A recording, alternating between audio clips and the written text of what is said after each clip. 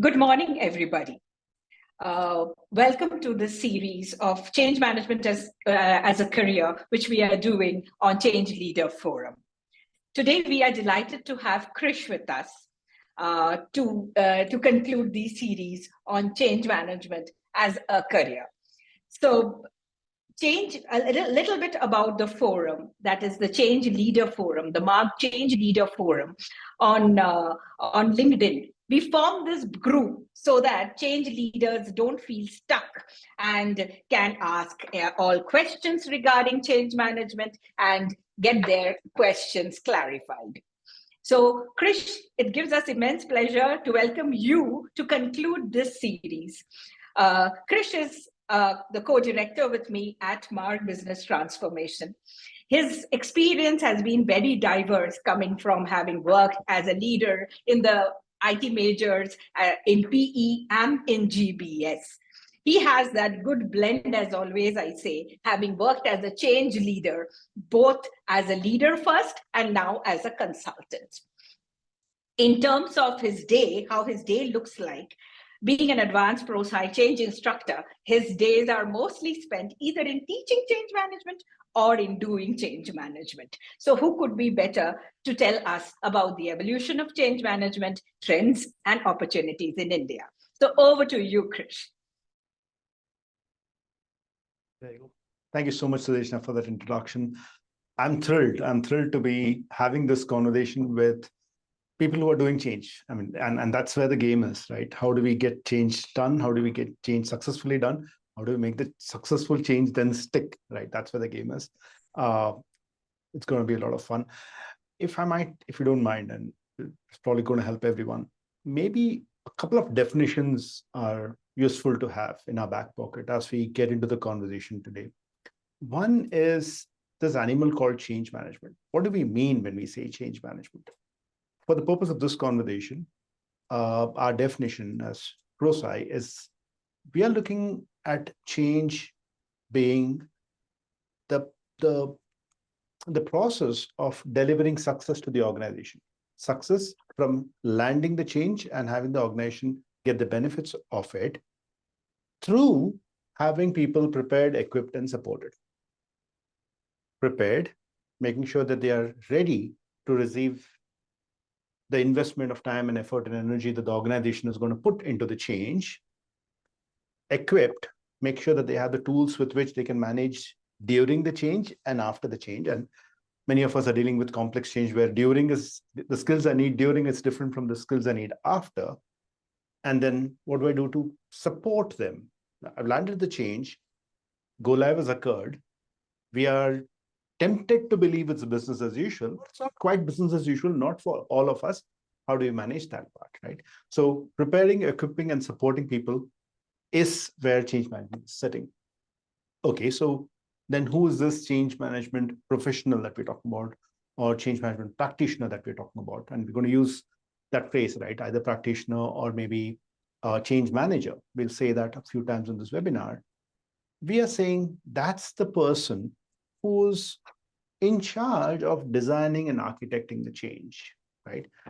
And that they're going to do it as a discipline, they're going to do it as a profession. Some of them wearing the cap of being a practitioner, some of them are doing it just by intuition, wisdom, experience, art, that they have done and delivered results in their career, right? So there are very many ways in which change management is practiced. And so long as you're working on making that change success true, preparing, equipping, and supporting people true, that's the change practitioner we're talking about, right? So those are two broad definitions to go with. And again, before we get into the conversation, it's perhaps good to get a sense of who's in this webinar, right? Yes. So, Sudeshna, I'm going to take another minute of your time and run a quick poll for all the attendees. Thanks, Sudeshna. For all the attendees, we're using a platform called Poll Everywhere. It's an audience response tool. So if you've done Mentimeter, you've done Kahoots, you know how this works. There's a QR code on your screens just now. You can point your phone at it and it should take you to a URL. That same URL is in there in your chat window too. It'll invite you to enter a nickname. some name that you would like, and it'll then give you a question to answer. Thank you. I already see people have logged in and they're beginning to answer the question. So the question basically is, as we come into this webinar, which of these descriptions are closest to where you are? Are you just coming in to listen and get engaged in the conversation? Are you a leader who's interested in change management and you're wondering how to practice that? Are you trying to enter this world and you're trying to figure out where do things stand? Are you a practitioner early in your career, or are you a practitioner well in your career? I'll give this a few more seconds for people to respond. Sure, Krish. It's the first lesson in change management. Know your audience well. So we are also doing knowing our audience so that we can make it better for the session for them. Well, actually, there's another message over here, which is also give people time to change. And that's usually in short supply.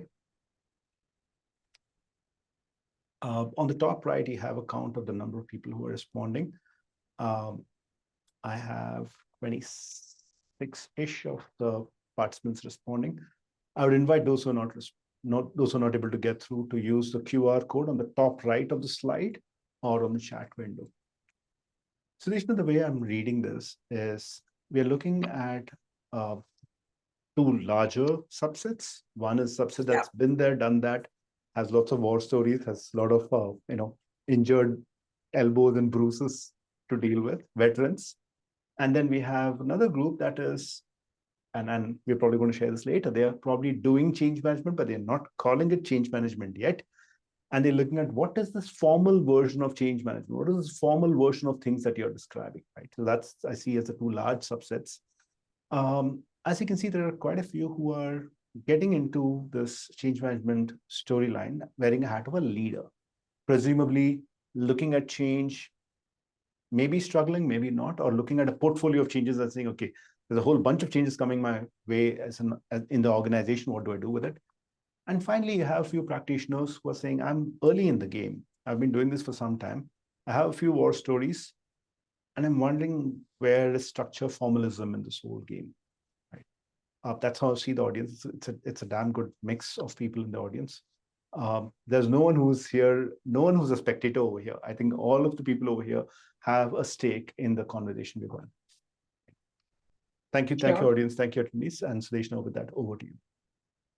Okay, so before diving into career and what a change practitioner should be like, a little bit of a question which kind of, since we got you here, the first question to you would be, how are you seeing changes in India? Since this webinar is largely the Indian context, it will be. Okay, how are you seeing changing in India, to be precise?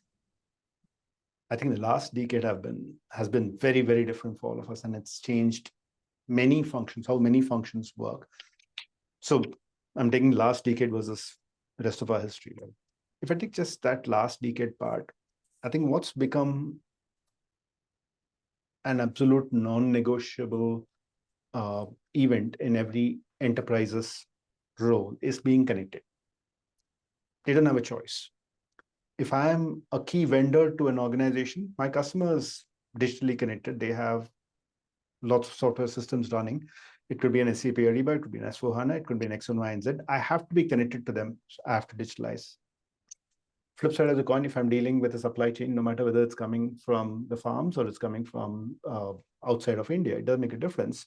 I have to stay connected to that world. So being connected has become a non-negotiable event in most organizations' life. That has led to significant change in ways of work. Every function is going into significant ways of work differences, and they're redefining themselves. And I would say that is a transformation more than a change. I could take an Indian enterprise servicing Indian customers. I could take an Indian subsidiary of a multinational. I could take an Indian headquartered multinational with subsidiaries all over the world. It doesn't make a difference which kind of legal entity I am. Fact remains that since I'm jacked in, I'm forced to have reinvented myself. So that's one part of the story. The other part of the story is, along with the rest of the world, we have become far more socially sensitive and self-aware. And we understand that we're dealing with people who need different things from the workplace. And I'm not throwing in the pandemic here, but I think the pandemic was one more of the bales of straw that the camel was carrying, right? Even otherwise, I think change was all around us. Freedom to communicate, freedom to speak, freedom to say the things I want in the contexts I want, were all a part of the workplace landscape. The right to choose where I work from is something that's relatively new. That being acknowledged by both sides, business and employees, is something new.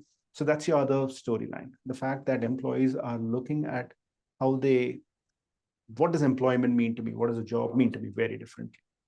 If I add these two up, it's a lot of transformation happening. The way I'm seeing this, Sudeshna, is coming into the change management storyline, where organizations are seeing a change as being a known territory. They're looking at people within them to help them through that transformation. They are saying, okay, you know this, you're as an HR function, you know this, as a technology function, you know this, and so on and so forth, and please get this done for us. Where it's an utterly new quantity, they're looking outside of their organization for support.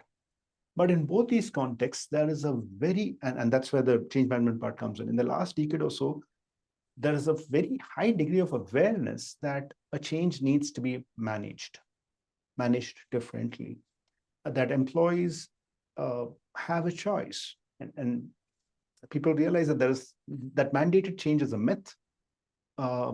Change can be a constant. Changing is an option. I choose how fast I will change. I choose whether I'm going to stay changed, or after you go live, I'm going to go back to the old ways of working. I choose whether I'm going to change and then crib so much about it that you're going to say, let's go back to the way we were doing things. I choose whether I'm going to spend so much time on this change that you can't roll out the other changes.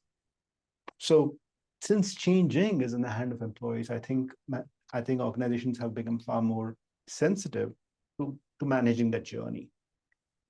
So in this last decade, I'm saying nature of change changed, but organizations being far more sensitive about that whole prepare, equip, and support people through the change. Did that make sense? Yeah, a lot. So coming from that question, it would be like, as you said, like managing this change, that awareness has come in. So how important it is for leaders to get that change right the first time? Has it been driven by leaders, or it is felt that, it is too much cost on the organization to repeat it, redo things?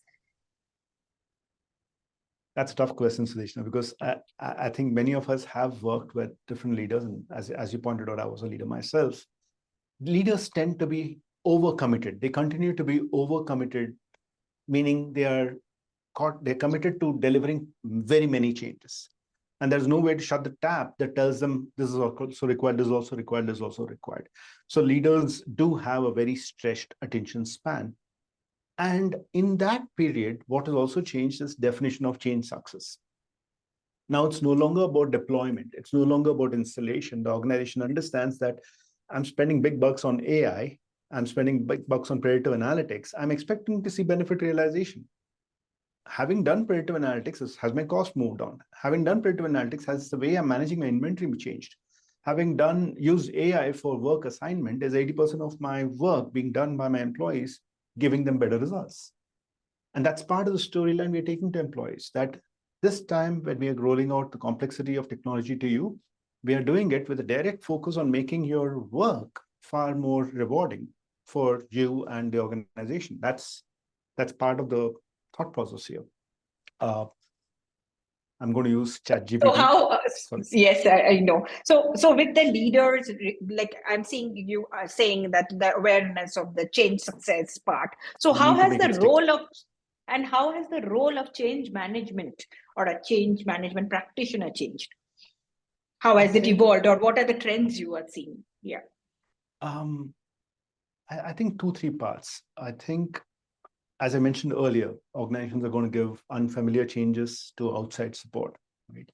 And in that outside support, the organization was quite content with saying, done deal, make this happen, and let you do it. So change management a decade ago would have still been a subset of the entire delivery mechanism with which a change lands.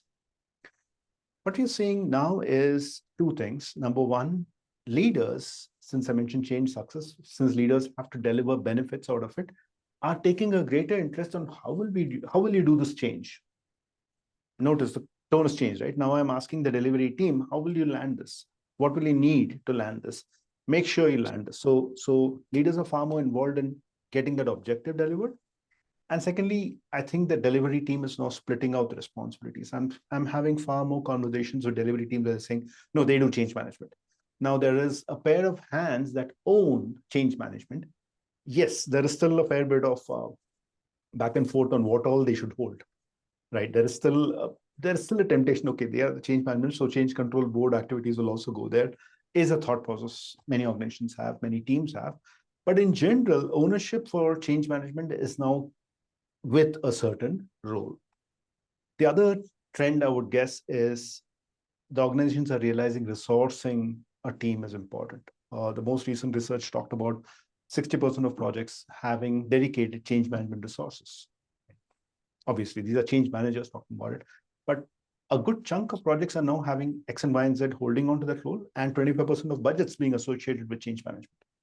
So I think that those are strong needle movements that the organization is taking this, not just the outcome of change management, but also the work that change management has to put in order to deliver the results very seriously. I think it's coming from how important adoption is and how to land it the first time and making it right. So since it's the webinar on career and change management, so directly to the question of what takes to be a good change manager, what competencies would you look at for a good change manager? I'm going to leverage again Prosai's extensive research and thought process and thought leadership on this. There's a lovely webinar that Prosai has, and that's a webinar run by Karen Ball. It's a webinar that focuses again on change management itself, especially careers, crafting a good career in change management. Krish, yeah. Your slide was not up. Yeah. Sure. In that webinar, we talked about breaking the skills that you need in change management into 3 or 4 categories. Right? We said we're going to need skills which revolve around engaging with the right audience in the organization. We need skills that you use once you have a seat at the table to roll out the change. And then you need to have skills in order to grow the function, grow the role, grow your own credibility. Right? And as you can guess, there's a fair bit of detail attached to it. Again, I'm going to ask you to look up the webinar in order to think about where you want to go with this to greater detail for each of these steps. But as you can see, the engage part is establishing the need for change management, right? Position value of change management, as well as making the leaders see what can be done for this project, not as in general as a function, but in this project, why do we need change management? And then a focus on to deliver the change management. I need to engage with individuals. I need to engage with concerns, anxieties, confusion, miscommunication. I need to deal with that. I need to be able to make a case for the change. I need to use a methodology, and we'll come back to this methodology point a little later, but I need to use structure. I need to make change as tangible, as visible, as measurable as possible. And on the measurable part, make sure that I'm able to monitor and share progress. That's during a change. And besides this, as skills, I also need sufficient skills to deal with the complexity of dealing with very many stakeholders. The fact that they need to be in the know, the fact that they need to be brought along. There are facilitation skills involved. There is an importance for us to engage and probably get good at other disciplines, parallel disciplines, adjacent disciplines, which have a lot to offer. OD is a great example there, where there's a lot that we can borrow, that we do borrow. PM is a great example. Project management is a great example. So there are other skills that we need to have in order to talk along with other functions and bring the organization along. So when you ask, what does it take? I'm not saying we need to start with all of this all the time, but this is a good starting point to give me a canvas of what all we could aim for. Let me ask you this, and again, this is going back to the participants. My request is as follows. On your same poll everywhere screen, in case you don't have the link, The QR code is on my screen just now. You can use the QR code. Again, there will be a link on the chat window. There should be a picture that turned up on your screen. I would like you to click on what are 2 strengths you feel you would like to develop. The system allows you to drop 2 pins.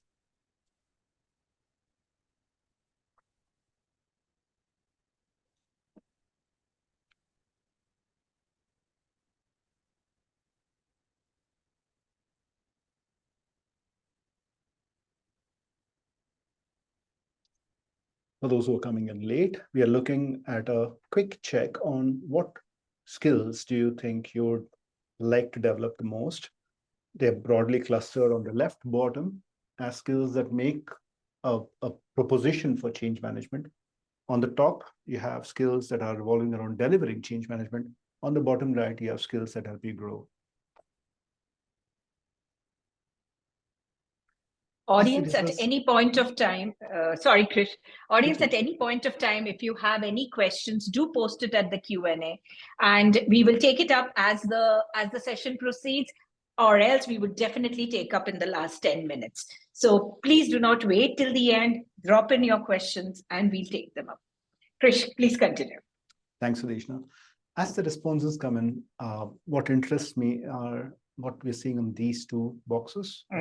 First, the even distribution across the boxes gives us a sense of now if you overlap the background of the people in the call, as well as the skills they would like to develop in, you can see that no matter where I come from, there is a good distribution of things that I need to do. Sure. Organizational workflow of a project often takes me, lifts and shifts me in the middle of a project. Many of us have been parachuted into the middle of projects. This is structure. And as we look at structure, I think there's a fair bit of understanding that we might need to get a lot of work done. But as groupings, I would say this grouping has a lot more adherence than the one on the left. We all know that the organization understands change. But look at this pattern, right? Navigating the human dynamics of change. It's going to come down to what you and I can do when we are engaging with people who are struggling through change. And keep in mind, struggle through change is not always resistance, right? Struggle through change is, I don't know how to deliver this. I'm struggling to deliver this. I've got 15 other things to deliver. How do I deliver it? I don't have FT. How do I deliver it? So it's a wide spectrum of issues.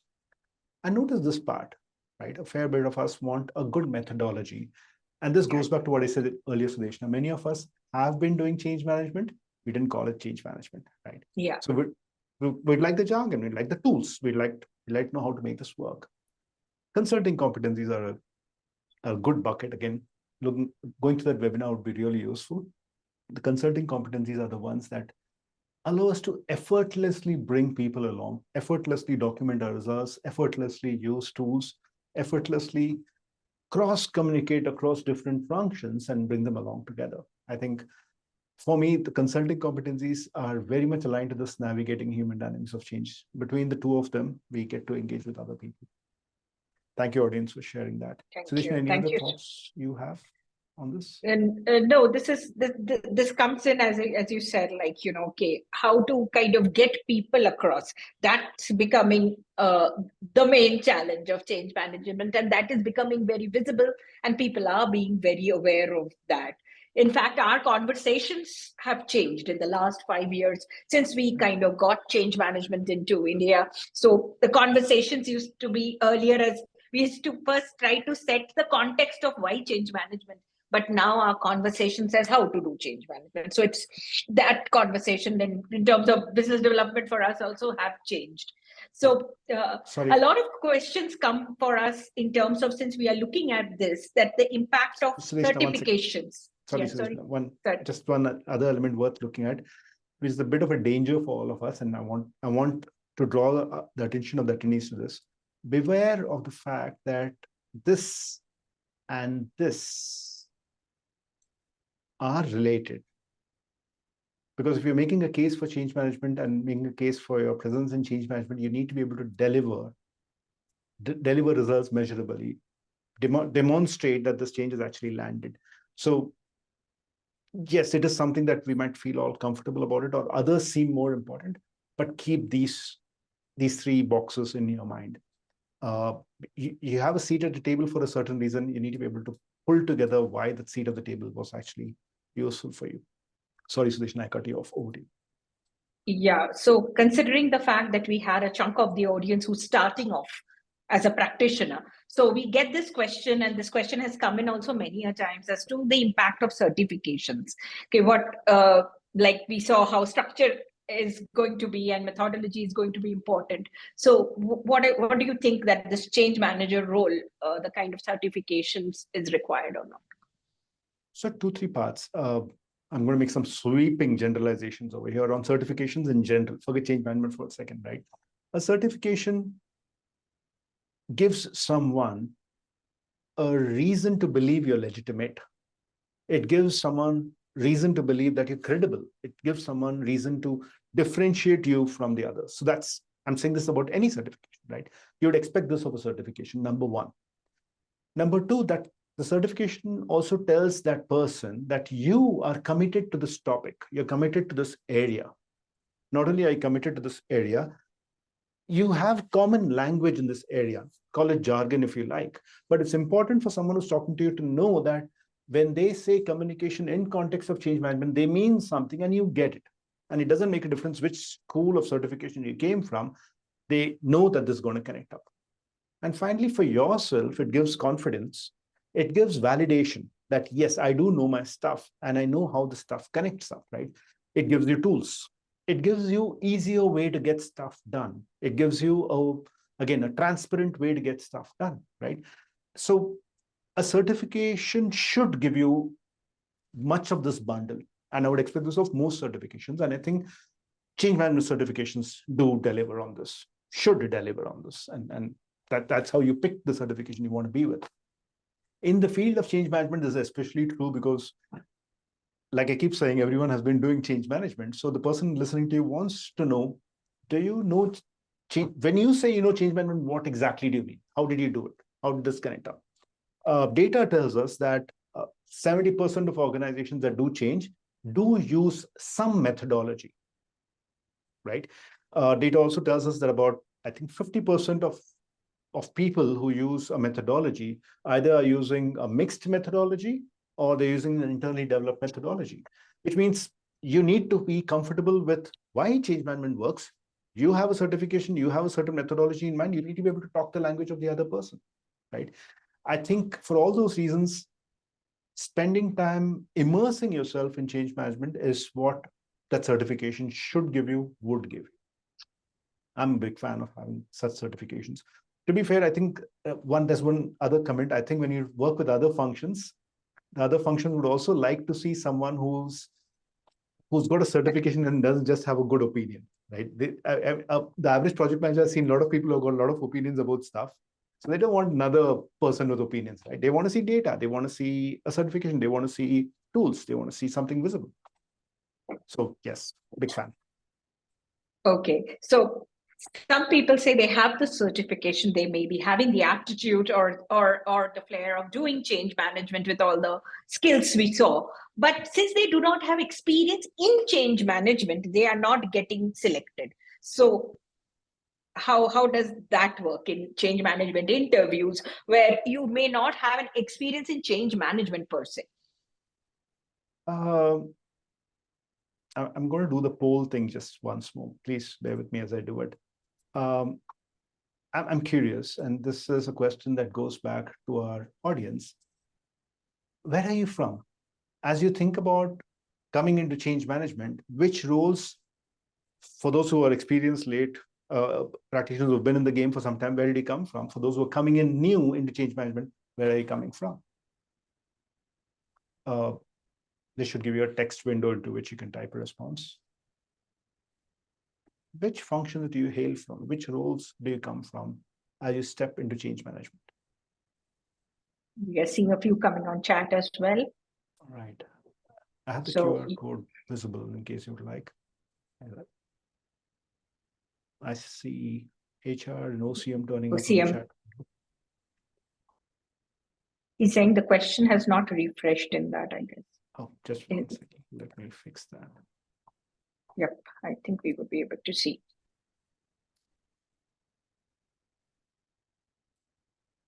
Just like,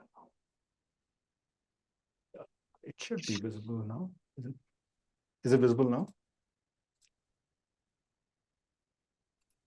Yes, thank you so much, Piyush.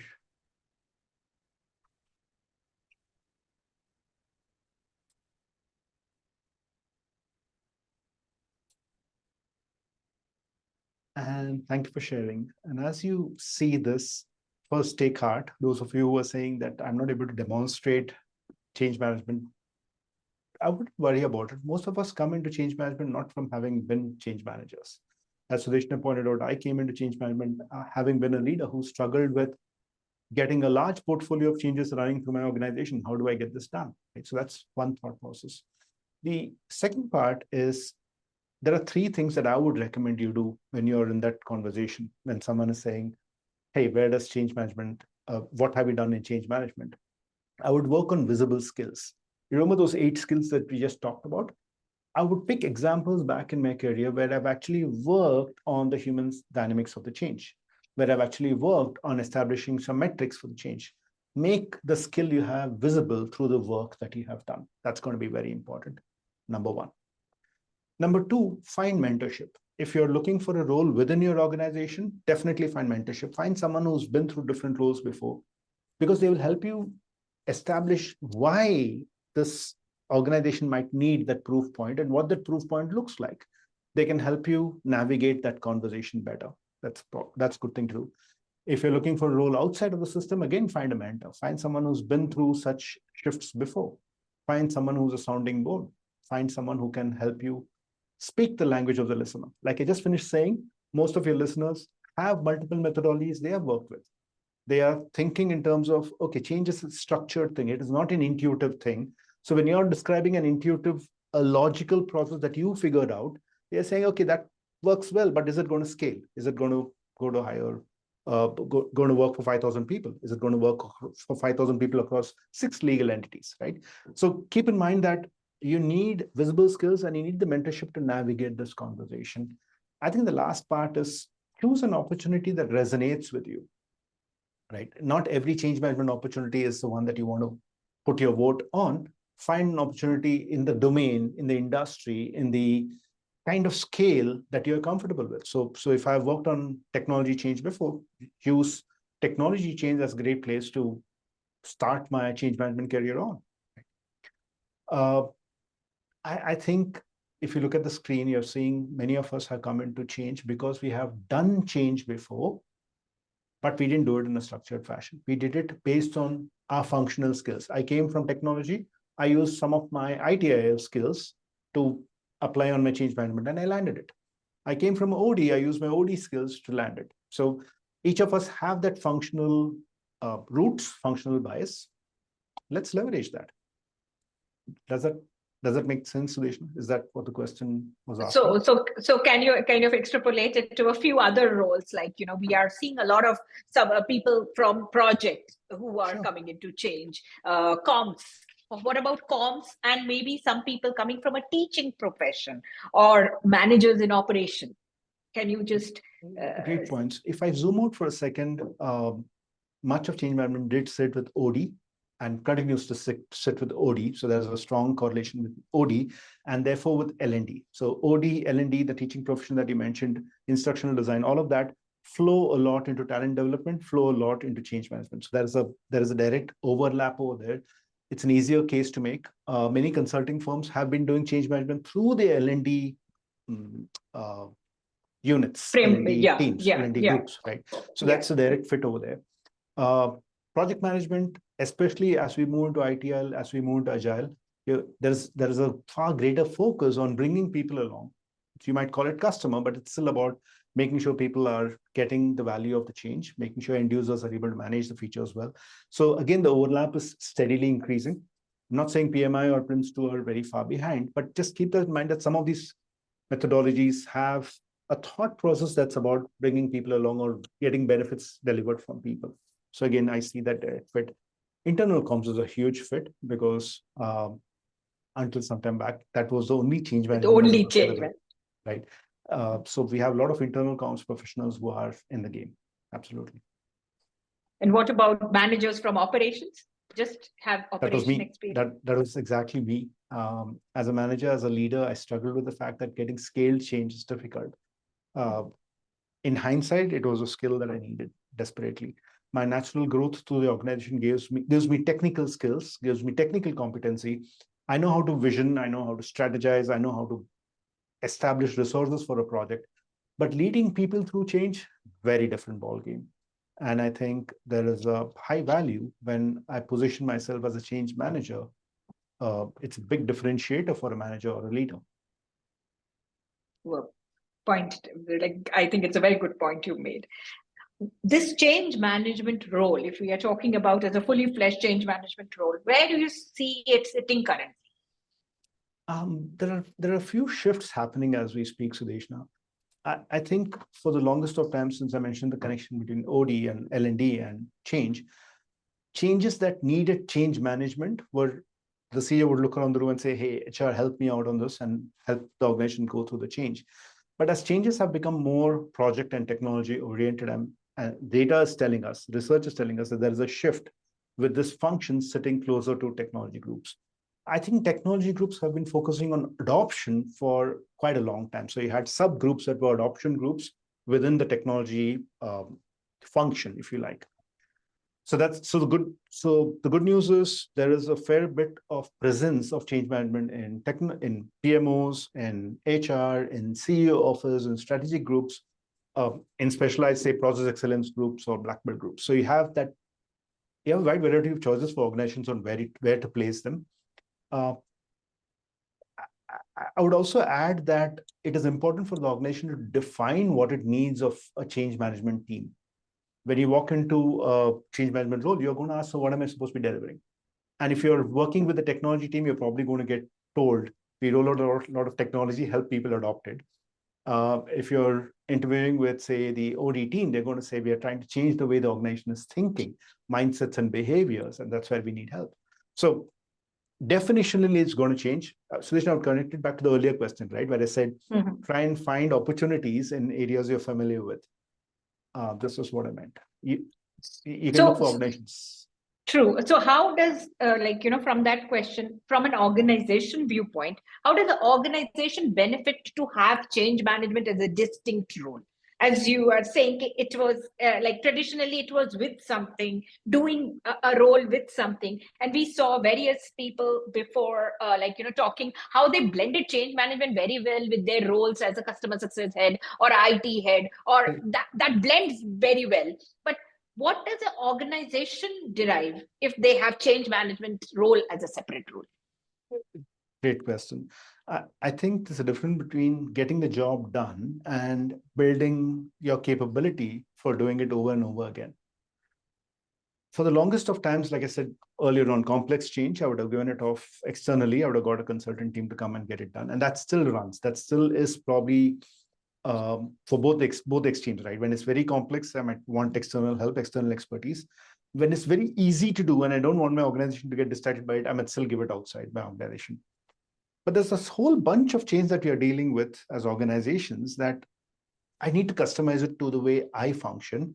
And more important, the nature of the change is such that if I get someone outside to come and talk about it, it is not going to land. I need my own organization to teach myself to run that change. I need the change to be defined, solution design, PM side, technical side of the change. I need it to be defined in a way that I can understand. I need it to be accepted. I need it to be engaged with by my organization, by people who understand my language, right? Number one. Number two is the volume of change. The portfolio of change is such that I can't keep going outside all the time. So the moment I need to build that capability, I need to set change management up the way my organization understands it, helping change management team members do the things the way I would normally do it. For all that, I need to set the shop up inside. Right? And that's where the game is, to try and get change management done internally. And the biggest benefit out of that is it's not the cost, it's not the training, it's the percent. I would say the sheer percentage of success. If it's an internal team, the internal teams tend to be better coaches of the leaders and managers than external teams. Obviously, they know more of the organization. And do you see this trend of professionals taking this up as a full-time role? Yes, I think I think most of us, if you looked up LinkedIn, if you looked up any of your job portals, you're going to see a lot more people call themselves change managers. In that short description, I'm not on LinkedIn, but you know how that works, right? The first short description you give yourself, people are calling themselves out as change managers. I'm saying organizations label change management as a competency for senior leaders, as an expected competency as people come into the change. I'm seeing the organizations saying, I need to have that as a skill in my organization and I need to recruit for it.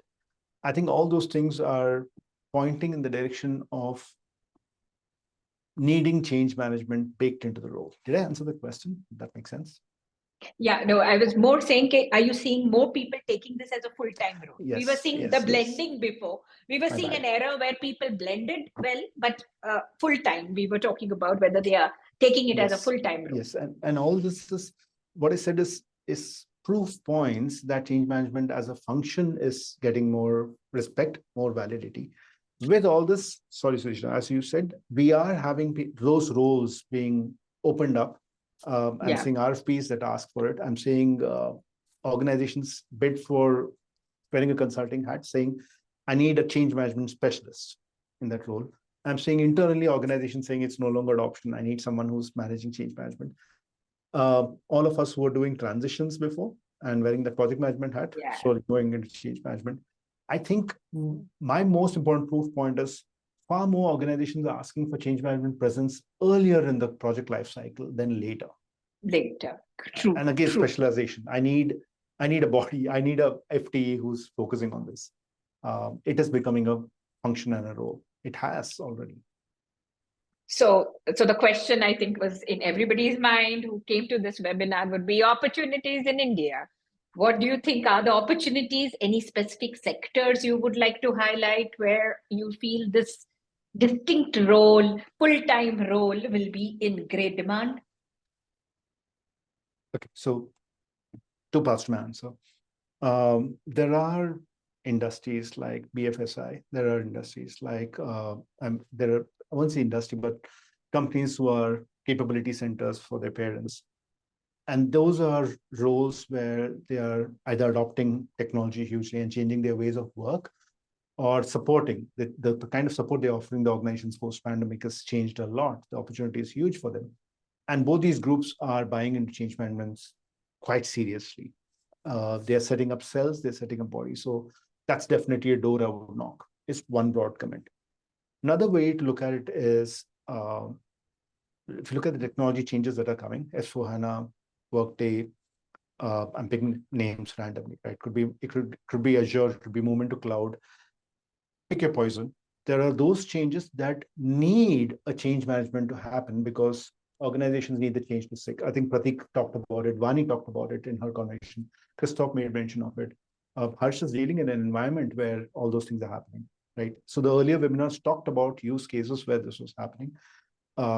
Massive scale change because of technology shifts. And that is another way to find a role for yourself, that as you become a specialist in one kind of change, right? So that's another way to look at it.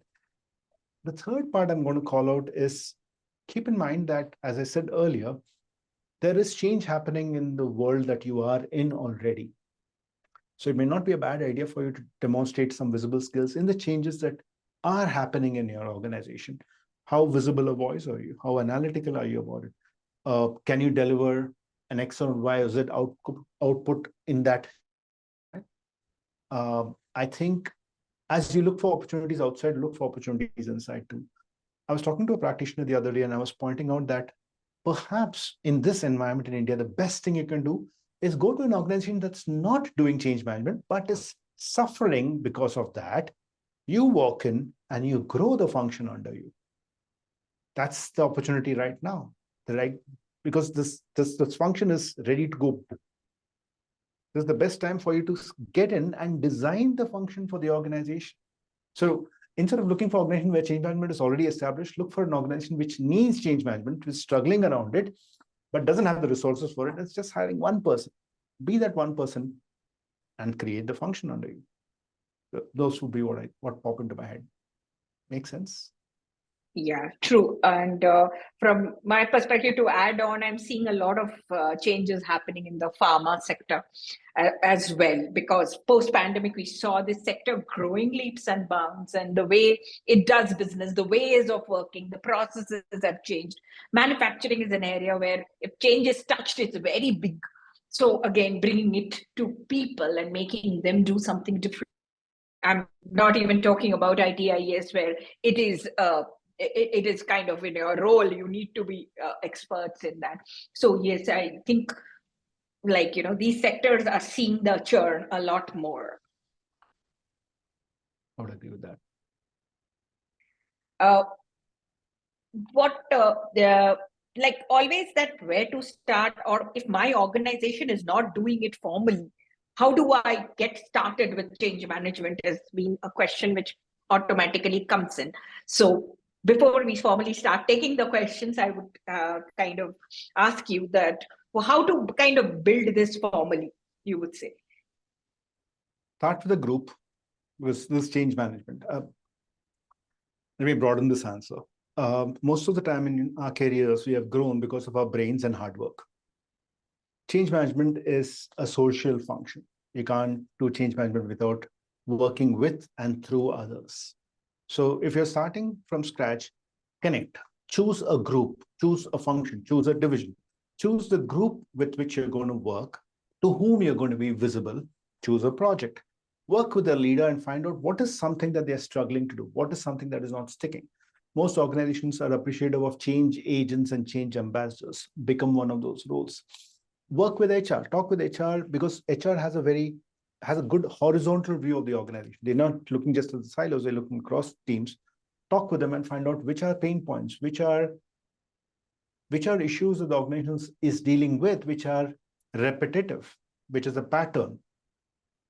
I'm saying all these are issues that leaders are dealing with when they're talking about the offsite. In which case, my request is, why wouldn't you think of in terms of engaging with one of those changes? That's where I would start. Like I said earlier, make your skills visible, find a mentor, find someone who's talking the language of leadership, and find a place for yourself. Make yourself credible with that leader. And of course, this has to be a deliverable. You have to show something you're able to do. So find a place for yourself in an existing deliverable project. I would start there. A lot of questions have come, and we would move to that. And before that, Krish, your closing thoughts on change leader for the change leaders. I think we're all doing change. We didn't, I've said this a lot of times. We're not necessarily calling change that we are doing change management. But if you want to build a career in it, you have to call it change management. You have to recognize what you have been doing consciously, intentionally, in a data-driven form. You have to ask yourself, what was those parts, those particular projects that you picked up that you did really, really well? Meaning you're looking at a career through the lens of change management. That's one thing. Find a methodology that works for you. Find a certification that works for you. Invest the time, invest the effort to get into that. Because, sorry, there's one more benefit of a certification. That is, you join a community. You join a group of people who already got certified, right? So find that group, stay connected with them, engage with them. This is a rich field. This is a booming field. And if you get in now, I think you have to grow with it. It is a rising tide. It is going to raise a lot of ships. It's a good time to get into change management. Guys, we had created this forum called the Mark Change Leader Forum with that intention, because we find most of the time while doing change management, that feeling of getting stuck, that feeling that I'm lonely, I'm alone in this game. Am I the only one facing these challenges? Because with change management comes all those words of anxiety, resistance, struggle. So we have this forum where you can share your stories, you can ask your questions, and have your fellow change managers answer it for you. So please join the community. The link is being given here, and be a part of the solution for many other people. With that, kind of I'm jumping into the questions. Quite a few questions, Krish, coming your way.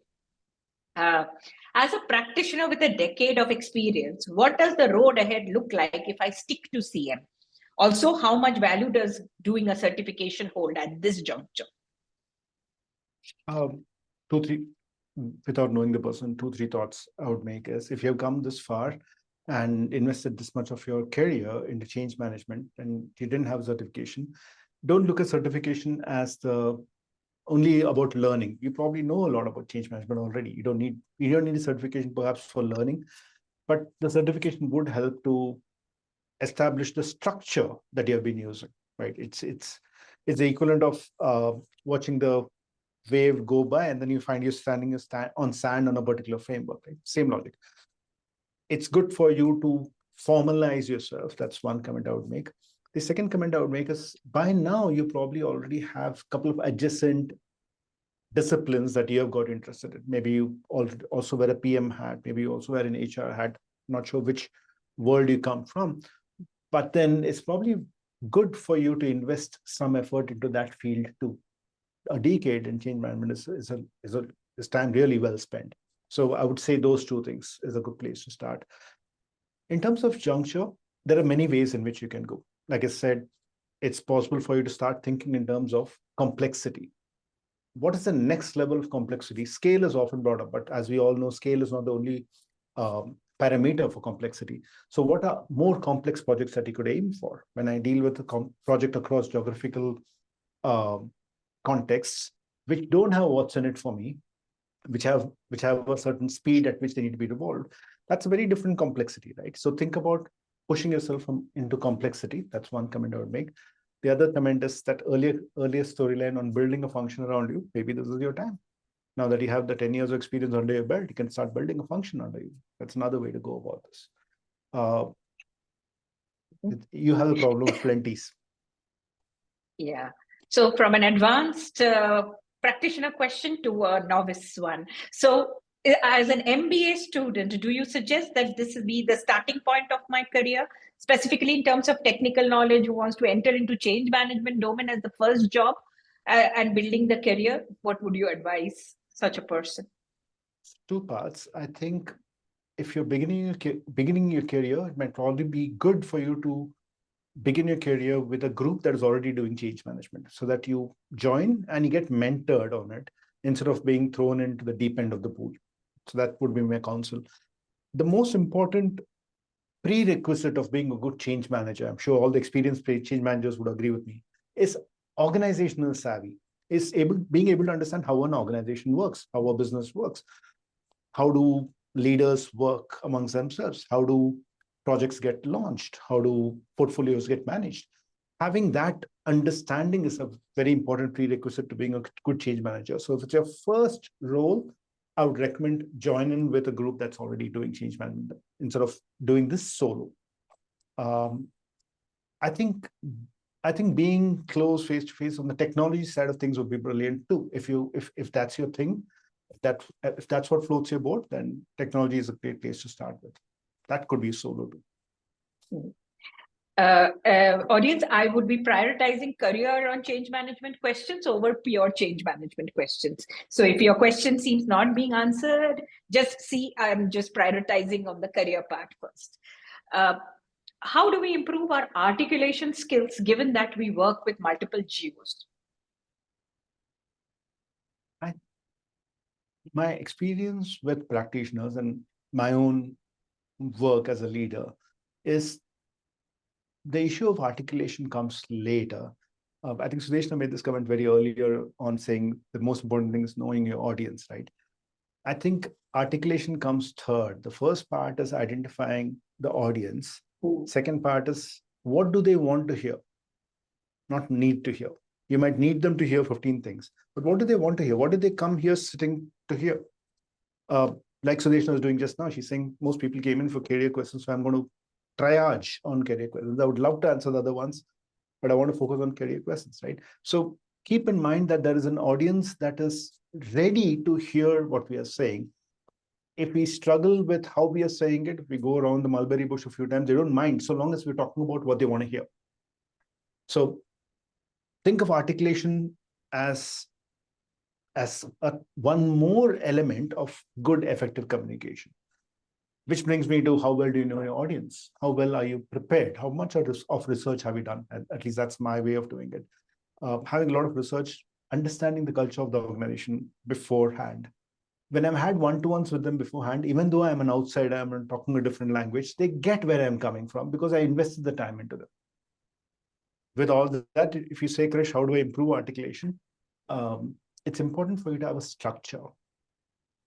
In the ProSci world, we talk about 4Ps model as one way to do it. We talk about the ADCA model as a way to reach to people. It's that or it's something else, but have a structure, have a start, a middle, and an end. It's going to be always storytelling, right? Again, it's not about crisp articulation. They might want 10 numbers and you don't have 10 numbers. But if you say, these are the metrics I'm chasing and these are the metrics that we're working on, you said the word metrics, thumbs up. So audience, what do they want to hear?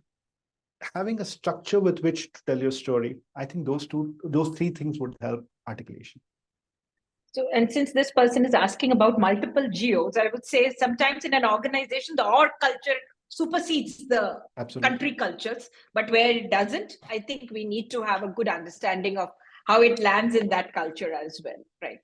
Since we're change managers, I'd probably say in that case, give the speech not to you, but to the right sender. Right person. Yeah. Right. They have a preferred sender in each of those locations. Try and get them to read your speech out for them.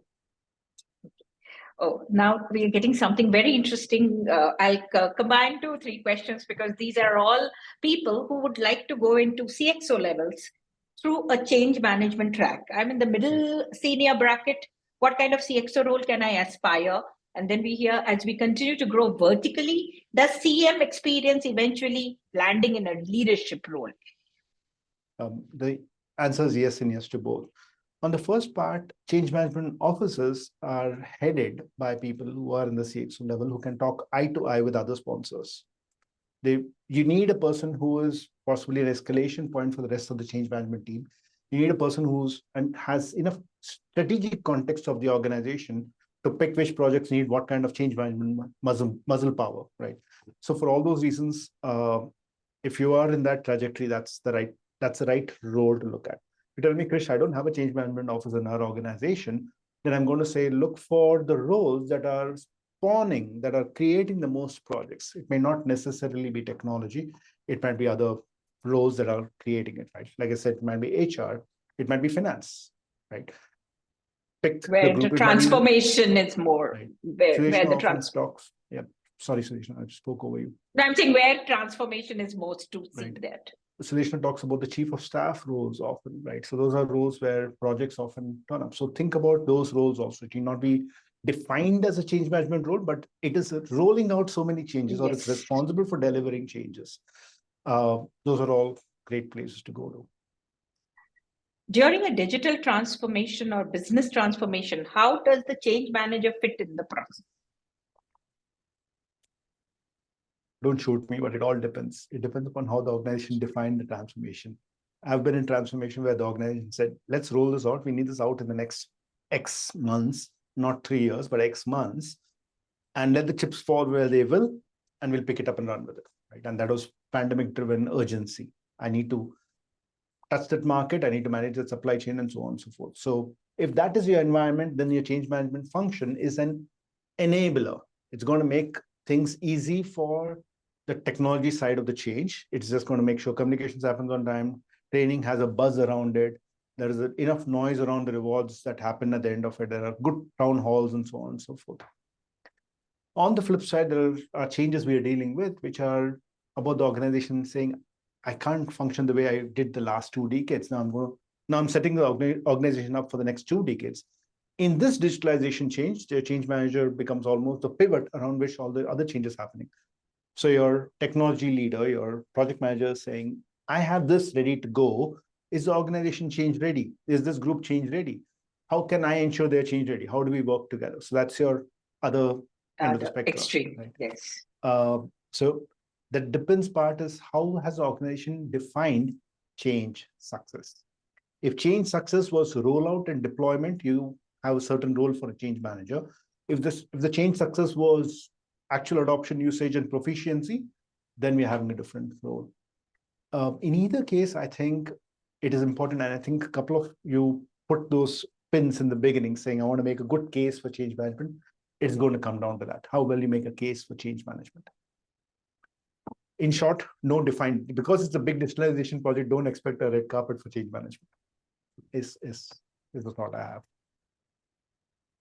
You need to be relevant everywhere. So, like, change management I feel it is easier to become relevant. Absolutely. I'm a full-time CM professional, and most of my projects have largely focused on change communication as opposed to end-to-end change, as most clients think change management is equal to comms plus training. Does that hamper my growth as a well-rounded change practitioner?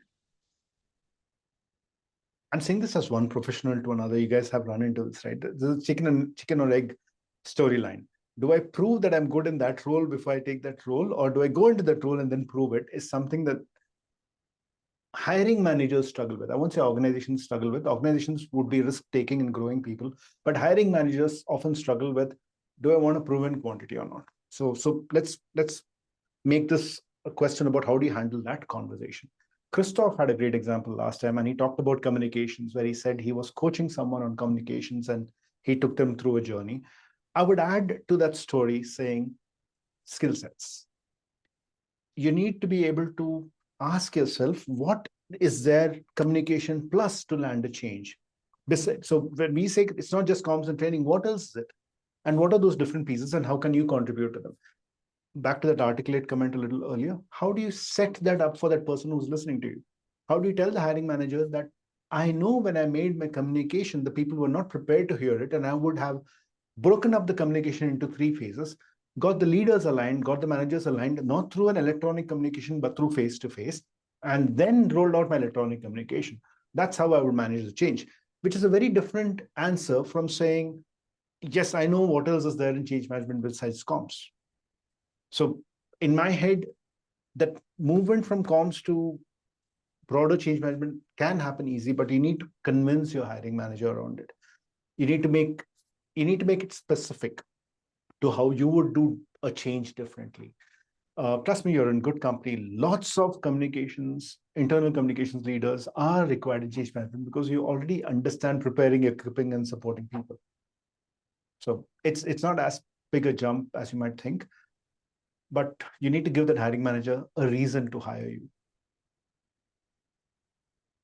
Are skills such as customer experience and product marketing relevant to grow as a CM professional? Yeah, ask me very broad questions. So on the face of it, I would say yes. Why? Because we are talking about benefits. In those roles, we're talking about benefits. You're talking about helping a customer realize benefits of something that you've rolled out to them. You're talking about continuous engagement. So it's not just I sold you something and I walked away from. I have a constant relation with you. So for all those reasons, those roles do fit into change management. But more than asking whether that role fits into change management, question is, do you fit into change management? Did you perform those roles wearing a change manager hat? Meaning, did you plan your conversations as though it was a journey where you're first introducing them to the thought, giving them time to decide about it, giving them time to buy about it before you gave them 100-page collaterals? Or did you run it as this is a technology-driven change? Let me tell you all about technology, right? The question is not whether that role has change management baked in. It does. But the question is whether you performed it like a change manager would. So, and I'm back to helping the hiring manager. I'm back to helping the organization see that. Guys, this is one of the reasons why I'm saying find a mentor. It's important for a mentor to be able to guide you through when you're able to reframe your experiences meaningfully as a change practitioner and not sound fake about it. And trust me, every hiring manager is used to career changes. They are looking for talent out there. Okay, a very India question. With startups flourishing in India, what is the scope of change management in that space? Startups are chaotic. So everyone does change management, everyone does project management, everyone does everything. And everyone is probably going to do everything till we hit IPO.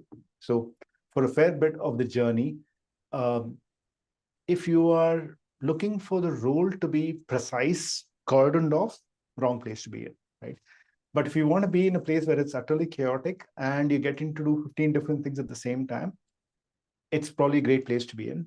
Think career, don't think role, right? If you want to take a role where you get to work on very many different technologies, maybe, for example, or very many different projects, great place to be in. You might not be able to see any one project through in a startup environment. You might need to roll many things out, give them a good push. You might expect some organizational participation automatically.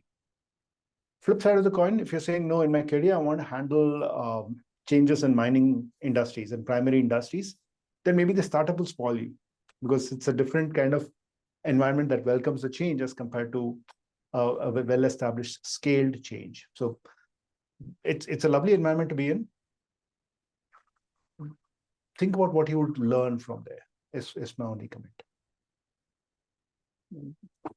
It was tricky. I'm into Sorry, I'm being a little cryptic because I know we're short on time. No, I hope that helps. Yeah. So we are going past the time, and we would be taking questions for another 5 to 10 minutes for sure. In any case, your questions are important. If they are not answered, look out for it in the community. You will find the answers. So that I'm into ERP consulting and and got a chance to move into change management. My question is to strengthen and build it in a concrete manner. How should I approach build a career? ERP, I mean, it depends upon what ERP we're talking about. Could go back to the days of Barn and MFG Pro and stuff like that, where change management was not necessarily a part of the storyline, but now SAP Consulting has a change management module, right? So my first question is, as you rolled out those ERPs, what was your role in them? Where were you coming from? If you were a little removed from the adoption storyline, if you were fairly well separated from, you're more in the development design part of the storyline and not necessarily in the deployment and the rollout and the hypercare storyline, then it might be a good idea for you to take a step back and invest into what is this animal called change management, how would it work, join a few communities with other ERP players to get a sense for how do they practice change management. That's one thing I would request you to do. If you say, no, Krish, I was doing change management proper in that, I've just split it out and now I'm specializing in change management, then you're golden, right? I would then ask you to think beyond ERPs because the game is now moved past ERPs. It's not about ERPs as much as helping the organization be digitally ready. It's gone into a lot more into ways of work. Process harmonization, process standardization has taken us as far as it will. So I would say look beyond ERP at what other kind of changes we can be a part of. Okay. This is a question I think you would have to answer this from an ideal situation kind of a thing. Please, can you give some examples of deliverables for change managers? 2-3 parts. One is I'll talk about what we do, what we deliver, and what impact we have. What we do would be we would host the meetings, we'll do a variety of assessments, which would play back to the organization. We would make decisions that affect the project in terms of how are we addressing which group's change readiness needs to be addressed, which sponsors need to be involved, which coalitions need to be formed. So that's a lot of doing. That's busy work, right? What would we deliver? Because we did all that, we would find groups far more interested in pulling the training towards them, far more adept at demonstrating what they have learned, far more willing to be the pilot team, the POC team. They'll be far more willing to demonstrate the benefits of the change. Hopefully what we are delivering is an organization that is equipped. I'm not just talking about lower resistance. They're actually equipped and they're well supported. They feel well supported about the change and they are leaning into the change. That's what we would deliver. The impact of what we do is speed of adoption. How quickly is the organization buying into the change and delivering the change? Ultimate utilization. We've all been through that curve where you have early adoption and then things drop. If you've ever done a knowledge management system, you know exactly what I'm talking about. So rather than having that dip, you're going to have people continue to stay engaged in the change even after we have left the room, right? Proficiency. What we provide as an impact is people actually are not downloading stuff into an Excel file and working from an Excel file. They're actually using the platform or using the new behavior or the mindset you have given in order to deliver results. That's what we provide as impact. In well-managed change, we tend to measure this as well as we can. Okay. I think what you told about impact should be the answer to the person asking, how do you think organizations are perceiving the benefits of OCM offer? Change success, absolutely. You do the things and you create that impact, right? I rolled out something in order to improve employee engagement. I can see employee engagement. It's not a question of, oh, employee engagement is going to take 2 years, it's not going to come. No, I'm able to demonstrate employee engagement. I did something to roll out more new products. I can see new product launch improving. I did something in order to become more client-centric. I can see client centricity being appreciated by my clients, and so on and so forth. The biggest challenge is there is a gap that appears between what I tried to do and the vehicle I did that with. I wanted my organization to be more collaborative. I rolled out an ERP, but the ERP just re-emphasized the silos, and I'm back to where I was. I didn't get my collaborative, right? Change success would be getting that collaborative and having the ERP successfully rolled out. I'm picking a technology example because they tend to be more tangible. More culture examples are dime a dozen. Have very many more in that world too. CM career doesn't seem to grow after 10 years plus. Is it really a lifelong career?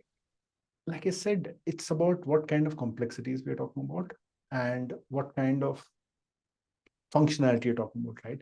Like I said, you can grow. I'm in this world for some time now, and I grow in terms of the complexity of the projects I touch. I grow in terms of what I do with the organization.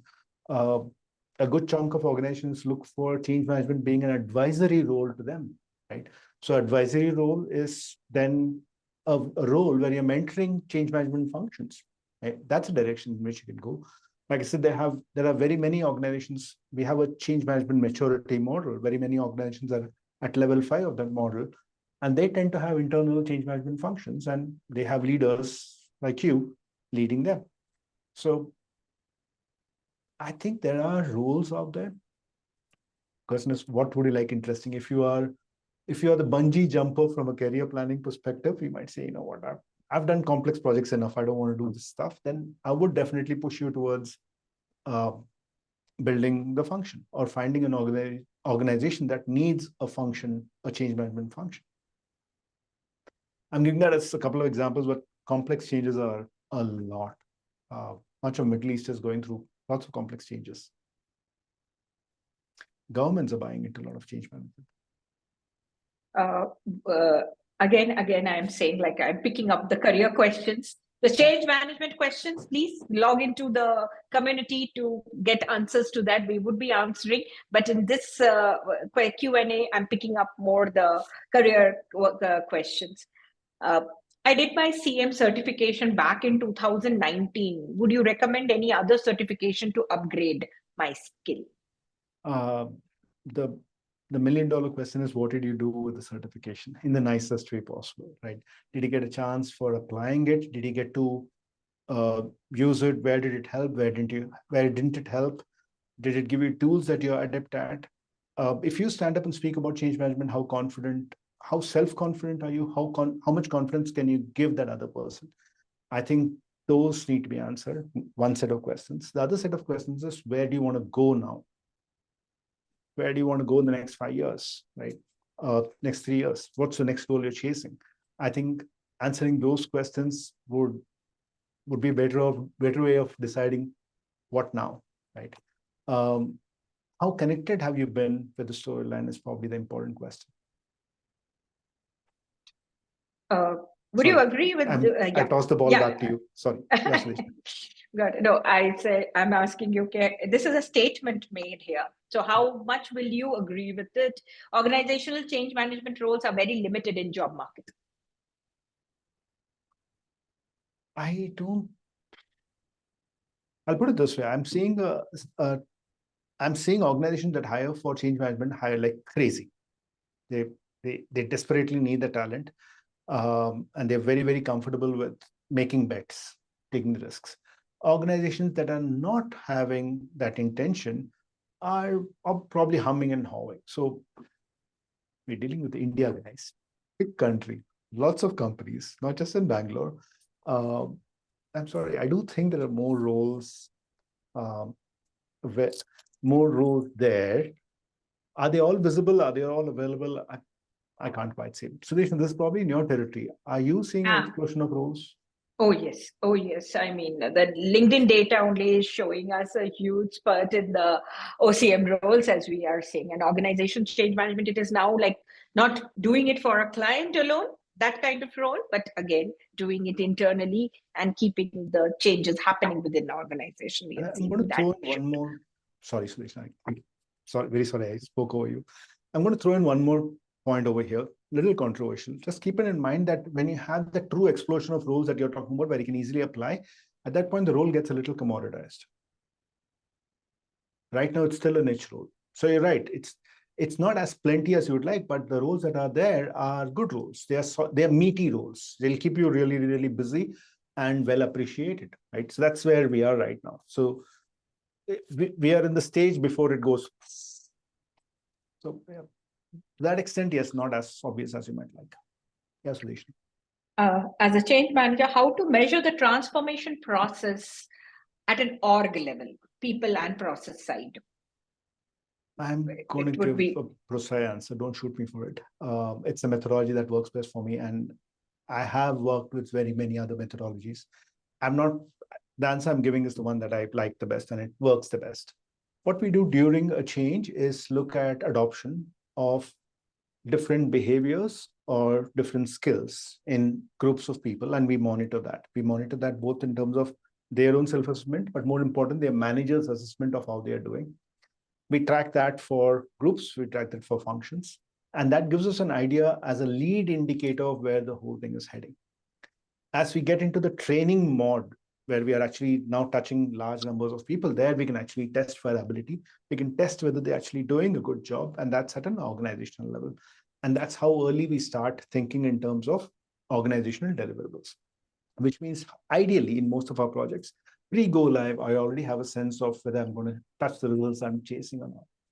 That's the during measures. Post measures, I'm very aligned to project management. So I'm going to make sure that between project management, the whole premise is project management, change management are like this, right? So between PM and CM, we are able to point at the same thing and say, yes, we can see the benefits being realized. PM is looking at project metrics and technology metrics. CM is looking at how many people are trying to go back to the old way of doing it. But eventually, both of us will look at turnaround times. Both of us will look at quality levels. Both of us will look at top line and stuff like that. I think Pratik made a beautiful point on the same front. He said, my framework is about, is my business results coming through? Are my business metrics landing? And is my change adoption running along? Same premise. Pratik, I'm making a reference to the earlier webinar for the attendees. Sorry. So all audience, if you have missed any of our webinars, log into the community and you would find the recordings of those webinars. So all the webinars where a customer, so Pratik is a customer success head, then Vani is a IT head, and HR, and Harsh was a HR expert who gave us various instances of how they have used change management in their roles and succeeding very well in that. So you can see those recordings of their interviews. You can see Christoph talking about how change management is doing in Europe. And in a short instance, this webinar will also be, the recording of this webinar will also be available on the community.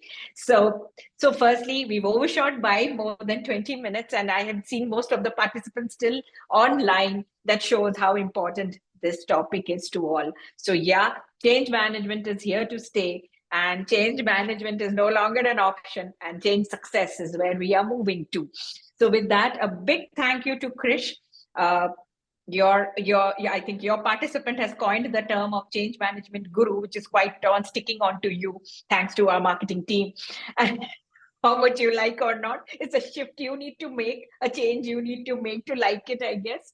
And thank you, audience, for being there and being with us right through this journey in careers and change management. Look out into the community, more things to coming your way, and the link to join the community is also there. So please join the community, and a big thank you for making this webinar a great success. Thank you so much.